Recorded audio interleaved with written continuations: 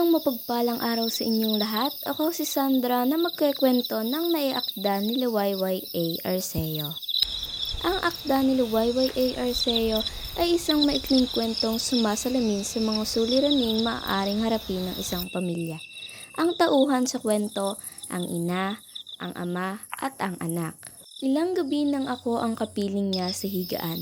Tila mas akong dumarama sa init ng kanyang dibdib at nakikinig sa pintig ng kanyang puso. Ngunit patuloy akong nagtataka sa malalim na paghinga niya, sa kanyang lungkot na pagtitig sa lahat ng bagay, paghikbi. Si ina ay hindi pala kibo, bihira siyang magalit sa akin, at kung nagkakagayon ay maikli lang ang kanyang pananalita, lumigpit ka. Minsan man ay hindi ko narinig na may pinagkagalitan sila ni ama, bagamat hindi ko mapaniwalaang may magkabiyak ng puso na hindi nagkakahinampuhan.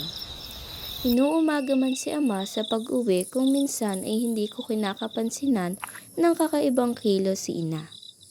Lasing na lasing si ama, karaniwan ng umuuwing lasing si ama, ngunit kakaiba ang kalasingan niya ngayong gabi. Idinaraing ngayon ni ama ang kanyang dibdib at ulo. Hindi raw siya makahinga ng mabuti. Marahil ay may sipon ka, ani. Sinisinat ka nga. Isang panyuletong basa ng malamig na tubig ang itinali ko sa ulo ni ama. Si ina ay patuloy sa kanyang hindi pagkibo sa akin.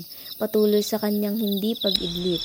Patuloy sa kanyang pagluha kung walang makakita sa kanya. Ang kanang kamay ni ina ay idinantay sa noo ni ama at ang pagtatana ng isang nais tumakas na damdamin sa kanyang dibdib ay tinimpi ng pagdadaop ng kanyang ngipin sa labi. Mabigat na talukap ang pinilit iminulat ni ama at sa pagtatago ng mga titig nila ay gumuhit sa nanunuyo niyang labi ang ngiting punong-puno ng pag-asa. Ang init ng labi ni ina ang kasabay ng kapayapaang nanahanan sa mga labi ni ama, at nasa mga mata man niya ang ilaw ng pagkabigo at sa pagdurugtong sa buhay na wala ng luhang dumadaloy sa mga iyon, natitiyak na ang kasiyahang nadama ng kalikasang kaluluwa.